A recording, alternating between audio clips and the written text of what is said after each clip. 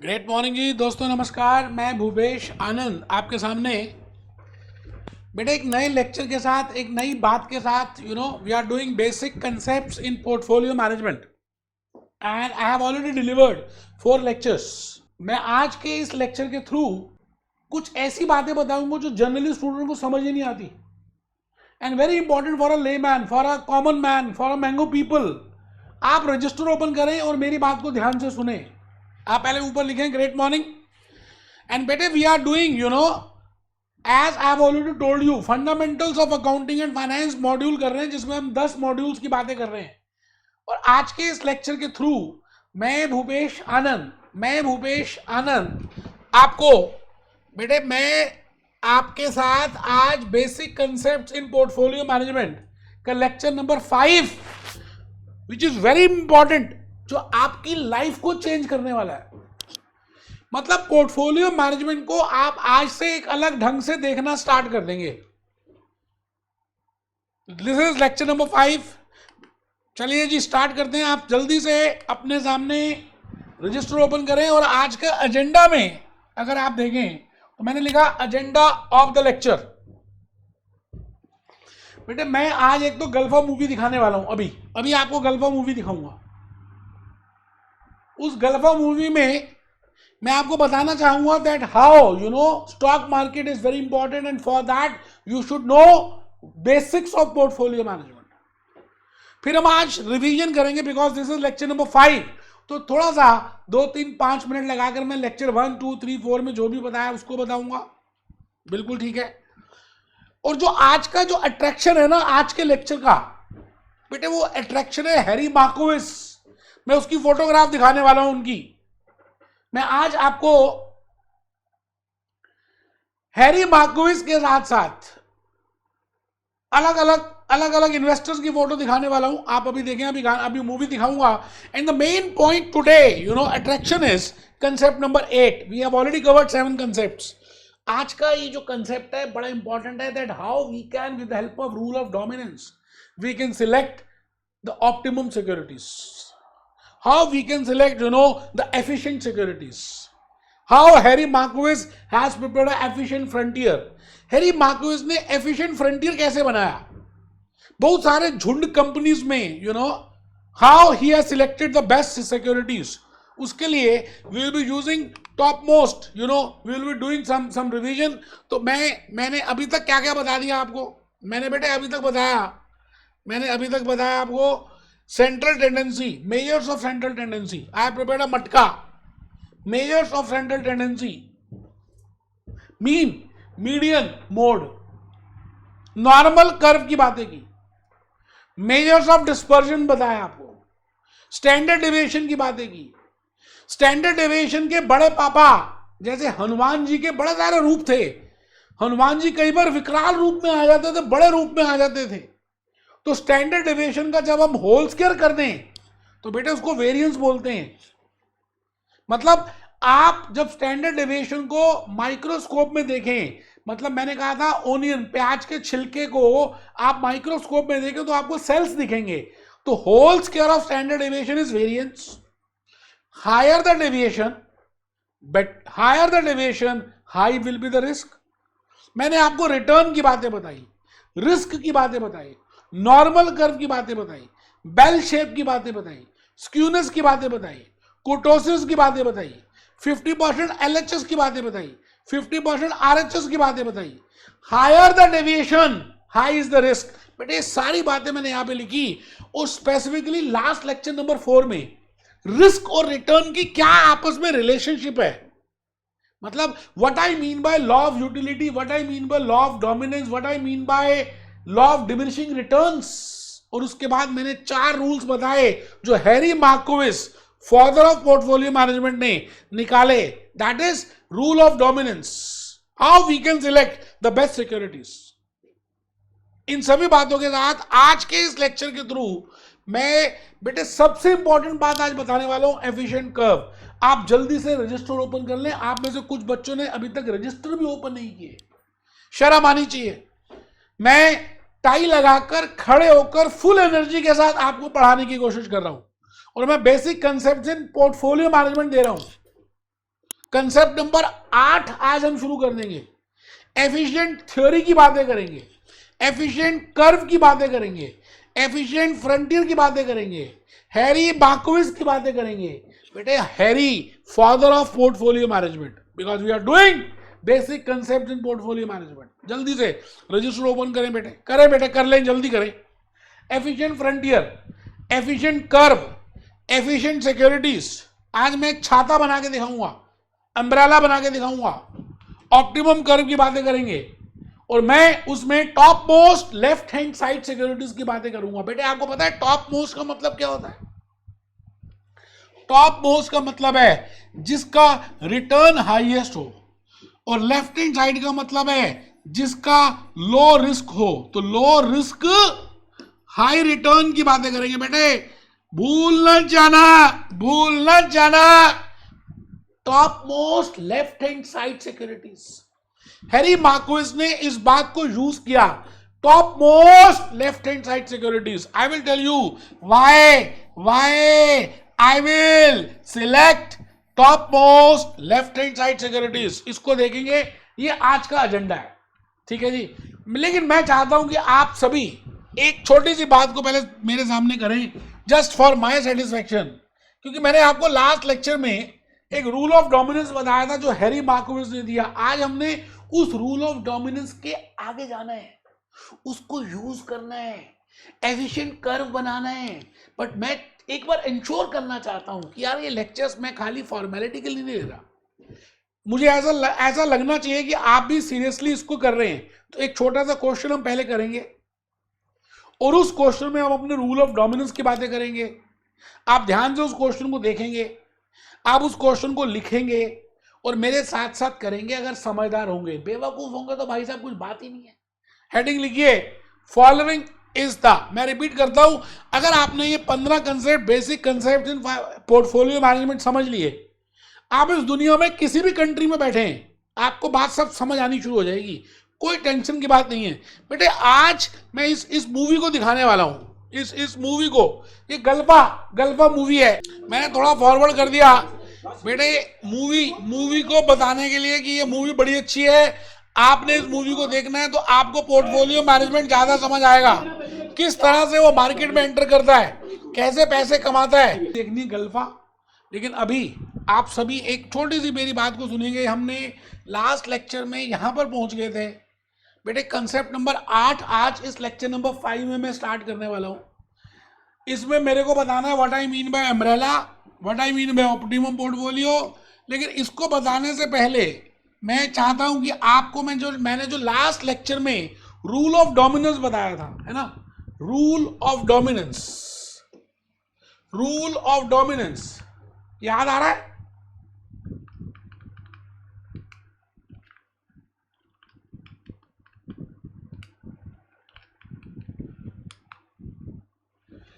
एक सेकंड बेटे,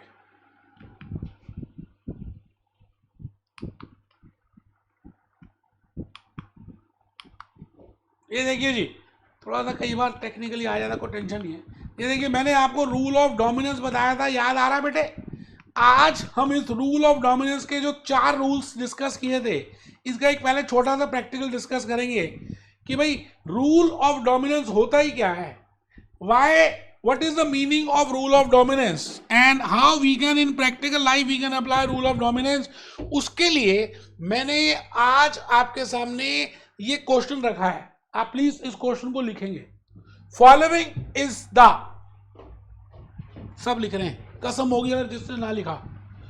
फॉलोइंग बेटे मैंने अपनी हाथों से स्लाइड बनाई है, पीपीटी बनवाई स्टाफ से, अपने हाथों से हैंड रिटन स्लाइड्स बनाई। अभी आपको बड़ी सारी चीजें और दिखाऊंगा।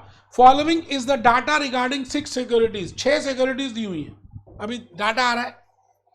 विच ऑफ द सिक्योरिटीज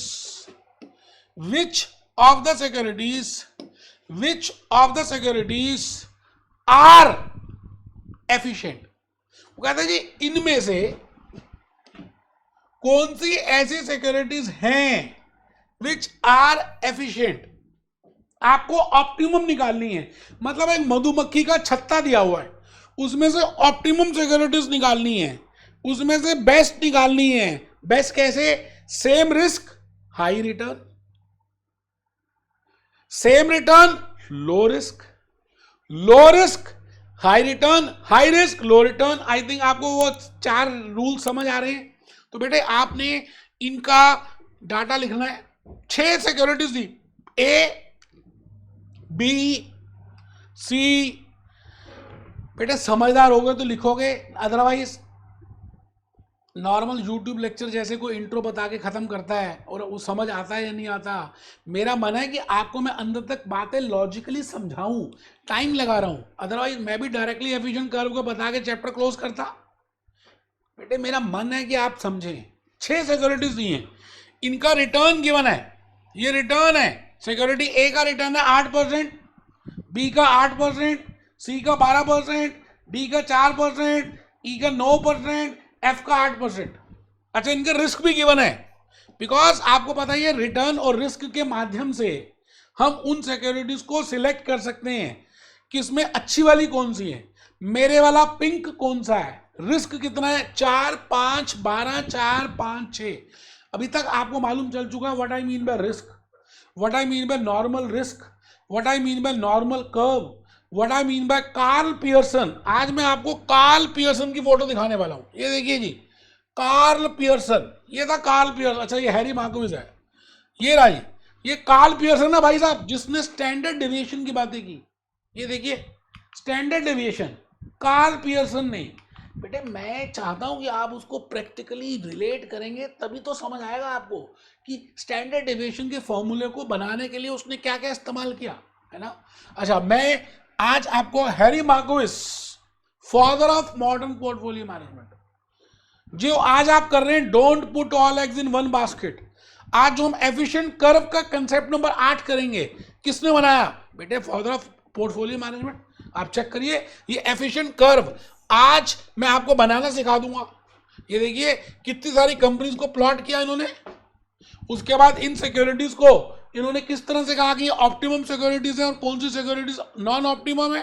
भूपेश आनंद बताएगा बेटे, कुछ भी हवाबाजी में नहीं, आराम से डिस्कस करेंगे। आइए जी, मैं आज आपके सामने चाहता हूं कि आप ये 6 सिक्योरिटीज पहले लिखें, A B C D E F, return और रिस्क। आपको बताना है कि इसमें से कौन सी सिक्योरिटीज ऑप्टिमम है और कौन सी सिक्योरिटीज इनएफिशिएंट है, या एफिशिएंट है या इनएफिशिएंट है।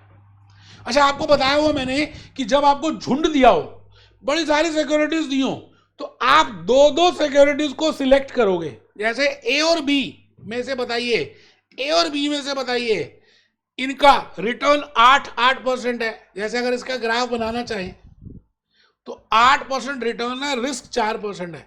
4, 8 मतलब मैंने लिख दिया 4, 8, और बी का 5, 8। बट नेचुरल है, ए सिक्योरिटी ज्यादा अच्छी है। Rule 1, same return with low risk, तो security B will not be treated as an optimum security, it will not be treated as efficient security, it will be inefficient। मतलब आपने 2-2 securities के return और risk को compare करना है और rule of dominance लगाना, आपको याद है ना। अब हम आ गए ए और सी में। ए और बी की लड़ाई में बी मर गई, ए जिंदा है।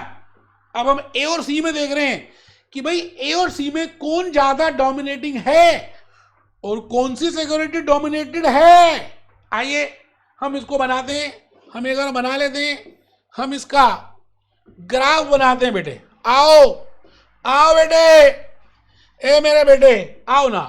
ये देखो मैं ग्राफ बना रहा हूं, ए 4, 8, ये मैंने ए सिक्योरिटी ड्रॉ कर दी। ए सी में 12, मैं कलर चेंज करता हूं तो आपको लॉजिकली और समझ आएगा। ये देखिए जी 12, 12 बेटे आपको मालूम है हमने लास्ट लेक्चर में एक डिस्कस किया था रूल नंबर 4, जिसमें मैंने कहा था low risk low return, high risk high return. Now it is a undecided case, it depends upon the investor which security is to be purchased, because investors can be risk lover, they can be risk allergic, they can be risk moderate, वो depend करता है। तो it is undecided case, ठीक है। तो मैं अब ए और डी को कंपेयर करूंगा। मतलब जब तक ए नहीं मरती, ए को सबके साथ कंपेयर करो।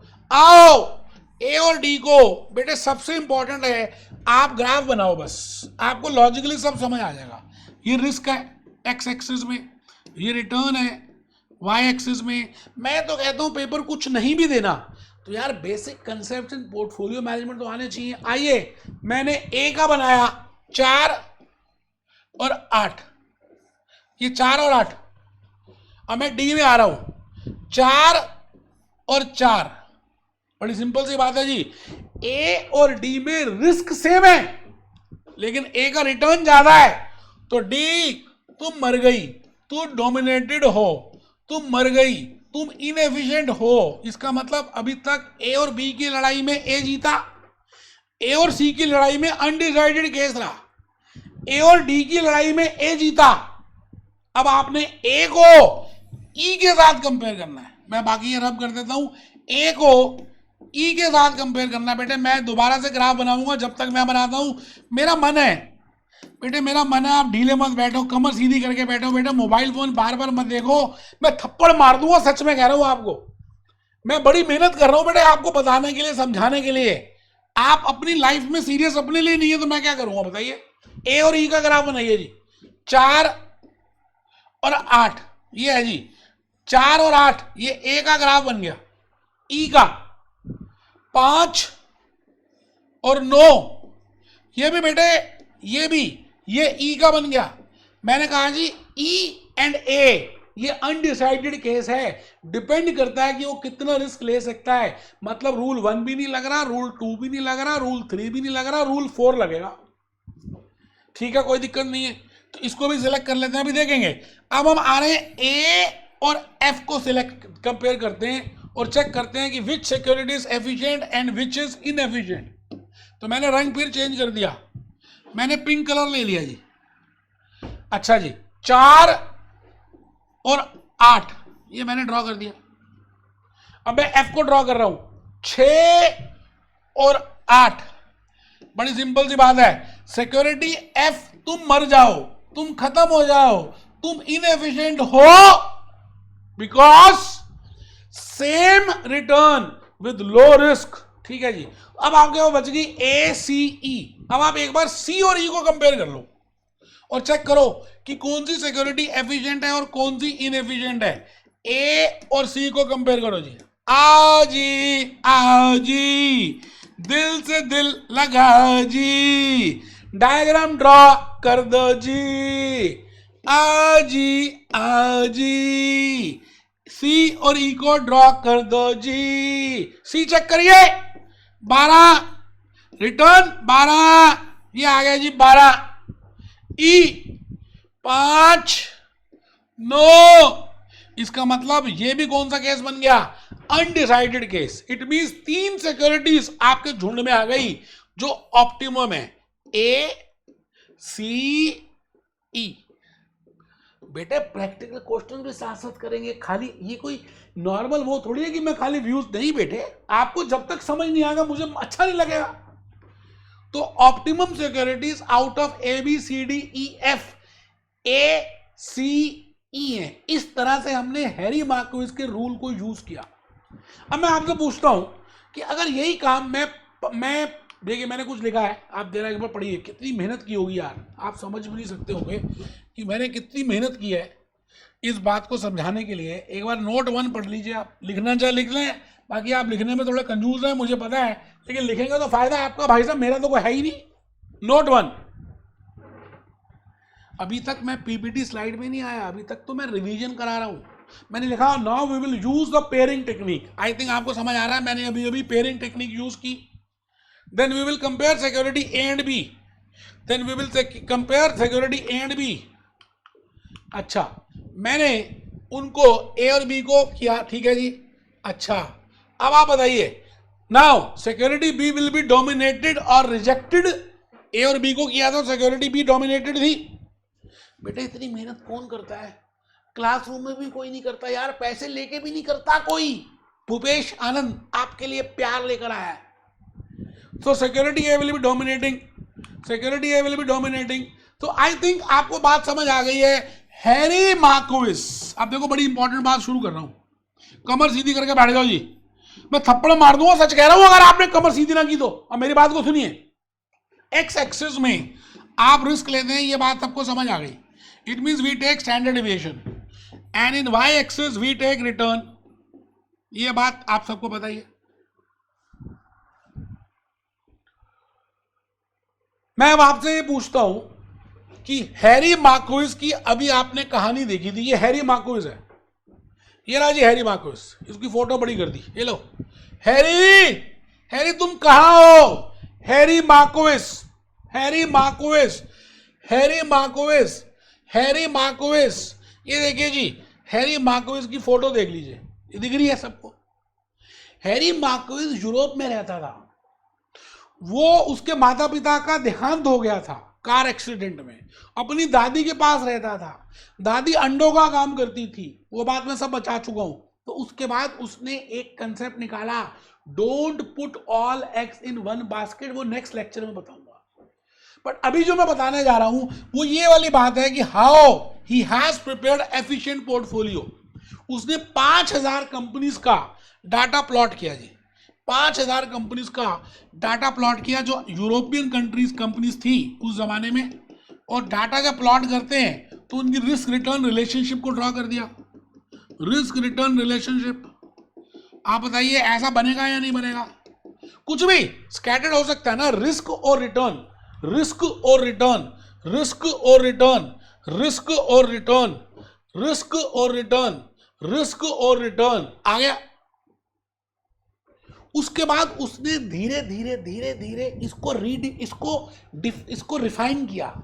तो मैं वो आपके सामने स्लाइड शेयर करने वाला हूं, आप सभी आ जाइए, फिर हम आएंगे मेन स्लाइड में कि मैं कहना क्या चाह रहा हूं अम्ब्रेला शेप में। ये बातें सारी मैंने बता दी हैं। ये देखिए जी, ये देखिए, ये देखिए बेटे, ये देखिए, मैंने ये आपके सामने एक छोटी सी बात बताने की कोशिश की कि ये रिस्क है एक्स एक्सिस में और ये रिटर्न है। We know that return is dependent and risk is independent, ये हमें मालूम है। एक बच्चे को नींद आ रही थी, अभी मूवी दिखाई, अभी कार्ल पियर्सन का चेहरा दिखाया, अभी हैरी मार्कोविस का चेहरा दिखाया। आखिरी छोटी सी बात तो सुन लो, जो आज का लेक्चर नंबर 5 है, उसने क्या किया, हैरी मार्कोविस ने जब वो बड़ा हुआ तो उसने 5000 कंपनीज के डाटा को प्लॉट किया, उनकी रिस्क और रिटर्न की रिलेशनशिप को ड्रॉ किया। सुनना जरा ध्यान से। और ऐसे कुछ पॉइंट्स आ गए, जैसे मधुमक्खी का छत्ता होता है ना, जैसे बटरफ्लाई का छत्ता होता है, जो उसका नेस्ट होता है, बिल्कुल ऐसा ही दिखता है।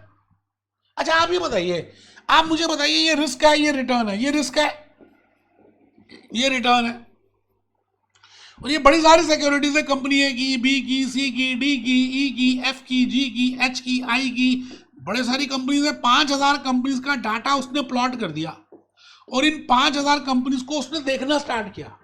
उसने कहा दुनिया के लोगों ये बताओ कि अगर मैं इसकी बात करूं, if I see this security number A and if I see security number B, let it be like this, if I compare A and B, तो इसका अगर हम नीचे ड्रॉ करें तो बेटे बी का रिस्क ये आ रहा है, रिटर्न ये आ रहा है। अच्छा ए का देखें तो मैं अगर दूसरी लाइन यूज कर दूं तो आपको शायद ज्यादा समझ आए, ये ए का रिस्क आ रहा है और ये रिटर्न आ रहा है, ठीक है। इसी तरह से मैं अगर ए और यहां पे बात करूं सी की, ये let it be C, let it be this company है सी, तो मैंने सी का ये रिस्क ड्रॉ किया और ये रिटर्न आ रहा है। आप ये बताइए ए में और सी में कौन सी सिक्योरिटी एफिशिएंट लग रही है, कौन सी सिक्योरिटी ऑप्टिमम लग रही है और कौन सी सिक्योरिटी इनएफिशिएंट लग रही है? ए और सी में, ए और सी में, ए और सी में रूल ऑफ डोमिनेंस यूज करना, सी सिक्योरिटी मर जाएगी, हार जाएगी, डोमिनेटेड हो जाएगी, बिकॉज उसका रिस्क ज्यादा है और रिटर्न कम है। तो ए और सी में A security will be dominating in nature and C security will be dominated in nature. So we will select A. बोलो हाँ या ना? तो ऐसा ही उसने सभी कंपनीज के साथ किया और फिर धीरे धीरे धीरे धीरे धीरे धीरे 5000 कंपनीज में उसने जब ये डाटा प्लॉट किया तो धीरे धीरे उसको ये समझ आया कि एक कर्व बन जाए, एक एक ये देखिए ये डाटा बन रहा है, ये डाटा बन रहा है। अच्छा आप ये बताइए, हर किसी चीज की ना एक बाउंड्री होती है। जैसे आप एक फोटोग्राफ लगाते हैं तो फोटोग्राफ की एक बाउंड्री है ना, फ्रंट फ्रंट मतलब एक बाउंड्री है। इसी तरह से उसने देखा कि इतने सारे उसने ग्राफ ड्रॉ किए, इतने सारे 5000 कंपनी के रिस्क रिटर्न रिलेशनशिप ड्रॉ की, तो उनकी एक आउटर बाउंड्री को उसने आउटर बाउंड्री को जोड़ा। अभी देखेंगे आउटर को क्यों जोड़ा, उससे कर्व बना। क्या बना? कर्व बना, कर्व की रिलेशनशिप आई। अच्छा लास्ट क्लास में मैंने वैसे आपको बताया था what I mean by want to say you in regard to curve. ठीक है, मैं फिर रिपीट करता हूं। पहले उसने डाटा को प्लॉट किया, बेटे मैं प्यार से बताना चाहता हूं इसलिए आपको थोड़ा सा। फिर उसके बाद उसने क्या किया, जो डाटा था उसका एक मैक्सिमम कर्व प्रिपेयर कर दिया। ठीक है जी। इसके बाद तीसरी बात क्या की, उसने उस कर्व में से सिक्योरिटीज को कंपेयर करना शुरू किया और रूल ऑफ डोमिनेंस लगाया। जैसे जैसे ये सिक्योरिटी है और ये सिक्योरिटी है, ये सिक्योरिटी है और ये सिक्योरिटी है, ये सिक्योरिटी है और ये सिक्योरिटी है, तो उसने कंपेयर किया कि कौन सी सिक्योरिटीज एफिशिएंट है और कौन सी सिक्योरिटीज इनएफिशिएंट है, कौन सी सिक्योरिटीज डोमिनेटिंग इन नेचर की हैं और which securities are dominated in nature. एक बात पाई उसने, उसको एक बात मिली कि जो सिक्योरिटीज टॉप मोस्ट हैं, top most top most top most, अच्छा बेटे टॉप मोस्ट कौन सी होती है? जिनका रिटर्न ज्यादा होता है। और जो सिक्योरिटीज लेफ्ट हैंड साइड में, left hand side top most, left hand side top most, left hand side top most. It means those securities which are left hand side and top most are selected, are optimum, are efficient securities. बाकी सारी securities inefficient है। आप logically बताओ ना, मैंने उसके लिए यहां पर ड्रॉ किया है। आप देखिए, एक बार देखिए, यहां पर देखिए, मैंने आपके लिए ए सिक्योरिटी, ए और बी, अच्छा ये देखिए, कोई बात नहीं, चलिए ये मैंने लिखा हुआ, कोई बात नहीं, ये देखिए, चलिए ये देखिए, ये मैंने सिक्योरिटी ए और बी, ए और बी को कंपेयर करें तो बेटे ए में रिटर्न ज्यादा है, रिस्क कम है, जबकि बी में रिस्क ज्यादा है और रिटर्न कम है। इसका मतलब सिक्योरिटी बी इज इनएफिशिएंट। ऐसे ही सी और डी को कंपेयर किया तो सी एफिशिएंट रही, ए एफिशिएंट रही, ई एफिशिएंट रही, इनएफिशिएंट, इनएफिशिएंट, इनएफिशिएंट। मेरी बात आप समझ रहे हैं? उसको एक बात ये समझ आई कि जो सिक्योरिटीज लेफ्ट हैंड साइड में थी, ऐसा समझ लें जिनका रिस्क कम था, और जो टॉप मोस्ट थी जिनका रिटर्न ज्यादा था, वो सिक्योरिटीज उस आउटर बाउंड्री में आई जो उसने कर्व के रूप में बनाया। तो उसने कहा वो सिक्योरिटीज को सिलेक्ट करेंगे। बट नेचुरल है, लॉजिकली भी यही बात है जो हमने रूल ऑफ डोमिनेंस में पढ़ा है कि दो securities which have more return less risk will be selected. तो उसने इन बातों को सिलेक्ट किया और उसके बाद उन्होंने उसको जोड़ दिया। किसने? मैंने नहीं जोड़ा, हैरी मार्कोविच ने जोड़ा। हैरी मार्कोविच ने उन सभी सिक्योरिटीज को, जैसे मान लेते हैं ये बी सिक्योरिटी थी, ये डी थी, ये एफ थी, तो बी को छोड़ दिया, डी को छोड़ दिया, एफ को छोड़ दिया। उसने उस कर्व में जो सिक्योरिटीज थी ए सी ई, उनको जोड़ा। खाली समझाने के लिए बता रहा हूं, मैंने जान के इनएफिशिएंट को भी जोड़ दिया और छाते जैसे एक शेप ले ली, बीच में लगा दी डंडी, ये बन गया umbrella. It means efficient frontier is just like umbrella shape, it is just like umbrella shape. आप बनाइए बेटे, बनाइए। मैं फिर रिपीट करूंगा, आप देखिए मैंने बड़ी मेहनत करके ये ऑलरेडी आपके लिए बनाया हुआ है। ये देखिए कंसेप्ट नंबर 8 में अगर हम आ जाएं, सीधा सीधा बेटा कंसेप्ट नंबर 8 में आ रहे हैं, मैं इसलिए फॉरवर्ड कर रहा हूं, सीधा कंसेप्ट नंबर 8 में आ रहे हैं। ये देखिए बेटे, ये देखिए, ये देखिए जी कंसेप्ट नंबर 8। मैंने हैंड रिटन स्लाइड्स भी, ये वाली स्लाइड्स भी इसलिए बनाई कि आपको ज्यादा समझ आए। ये देखिए क्या लिखा है, अम्ब्रेला। अब आपको बड़ी जल्दी समझ आएगा जो मैं बोलूंगा।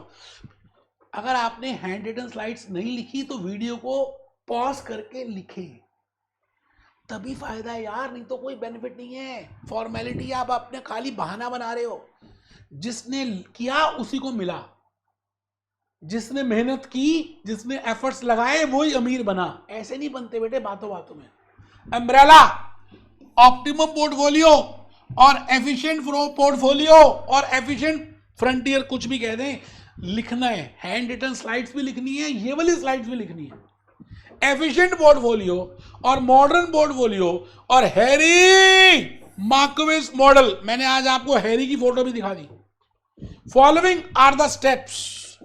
बेटे खाली एफिशिएंट फ्रंटियर आपको मैं बता दूं और आपको बताऊं कि वो बनाया कैसे, क्या सोचा होगा हैरी ने, आपको ज्यादा लॉजिकली कब समझ आएगा।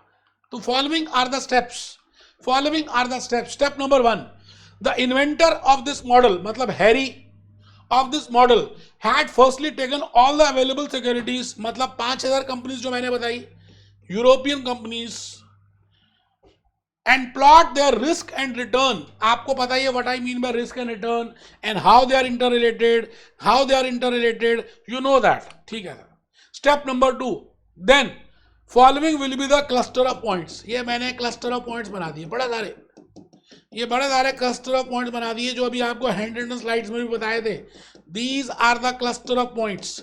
X एक्सिस में रिस्क ले लिया, Y एक्सिस में रिटर्न ले लिया। उसके बाद फिर क्या किया, then we will select the left hand side. फिर इस क्लस्टर ऑफ में से उसने क्या किया, आउटर बाउंड्री ड्रॉ कर दी। ये आउटर बाउंड्री ड्रॉ कर दी। इस आउटर बाउंड्री में से वो सिक्योरिटीज ली जो लेफ्ट हैंड साइड की थी और जो टॉप मोस्ट थी। अभी बताया था Y left hand side and Y top most. So we will select left hand side top most securities. बेटे किसी बुक में नहीं है इतना सिंपल, किसी बुक में, किसी यूट्यूब लेक्चर में नहीं है इतना बढ़िया समझाया हुआ, कोई क्वेश्चन नहीं कराता यार। Basic concept in portfolio management समझ ही नहीं आ सकता जब तक आप लॉजिकली उसके क्वेश्चंस ना करें। Because these securities will represent less risk and high return. भाई left hand side top most securities क्या रिप्रेजेंट करती हैं, top most left hand side, top most left hand side क्या रिप्रेजेंट करती हैं, less risk, high return. Those securities which lie on efficient curve, मतलब outer boundary, frontier, are named as efficient securities. धीरे धीरे मैं efficient curve में आ रहा हूं। बेटे आप कोई भी एग्जामिनेशन दे इस दुनिया का, इंडियन, यूएसए, अमेरिकन और यूरोपियन, आपको हैरी मार्कोस करना पड़ेगा। Other securities will be named as inefficient. सब बच्चे लिखेंगे, बेटे लिखोगे तो फायदे में रहोगे, आगे आपकी मर्जी है। Are named as inefficient securities. Now we will select efficient securities. बड़ी सिंपल सी बात है, हम एफिशिएंट सिक्योरिटीज सिलेक्ट करेंगे और उसके बाद मैंने जैसे आपको बताया ए और बी में से A is efficient, B is inefficient, C is efficient, D is inefficient, E is efficient, F is inefficient, G is efficient, H is inefficient, and we will select all efficient securities. A, C, E, F. आ गले लग जा, आ गले लग जा। और उसके बाद जब हम ये सिलेक्ट करेंगे तो एक छाता नुमा, आपके सामने एक छाता नुमा पिक्चर आ जाएगी। ये थोड़ी सी ठीक नहीं बनाई, ये आएगा ऐसे ऐसे, जो मैंने मैंने जान के एक डंडी डाल दी जिससे कि आपको याद रहे। A C E G are efficient, B D F H are inefficient. I think आपको बात समझ आ रही है। सो दोस्तों इस कर्व का नाम है एफिशिएंट फ्रंटियर कर्व। आप डायरेक्टली पढ़ेंगे, हो सकता है आपको समझ आ जाए, लेकिन अब जो मैंने आपको हैरी की फोटो दिखाई, मैंने आपको रिस्क रिटर्न की बातें बताई, रिलेशनशिप की बातें बताई, धीरे धीरे मैं उस पॉइंट पे पहुंचा। अब आपको ज्यादा समझ आएगा बेटे। ये देखो बेटे, left hand side top most securities, left hand side top most securities. बेटे नेक्स्ट लेक्चर में हम कंसेप्ट नंबर 9 करेंगे। एफिशिएंट कर्व मैंने आज आपको बता दिया, हैरी मार्कोस की बातें मैंने बता दी। मुझे उम्मीद है कि आपको बात समझ आई है। बेटे 100% को पढ़ाया मैंने, फॉर्मेलिटी नहीं की यार। तो बेटे ये लेक्चर नंबर 5 है। लेक्चर 6 में हम आ रहे हैं पोर्टफोलियो रिटर्न के साथ। मेरा आपको एक होमवर्क है, मैं आपको एक होमवर्क देना चाहता हूं कि हैरी मार्कोस के ऊपर आपने 2-3 पेज लिखने हैं। होमवर्क है बेटा, गूगल में जाना है, हैरी मार्कोस की बातें समझनी है। मैंने अभी आपको दिखाया हैरी मार्कोस की फोटो, उसने थ्योरी में क्या क्या बनाया, बड़ी सारी थ्योरीज बनाई उसने। उसमें एक थ्योरी थी, don't put all eggs in one basket. उसको पढ़ना है, नेक्स्ट क्लास में मिलते हैं लेक्चर 6 में। Be happy, B jolly, B cheerful, be happy, B jolly, B cheerful.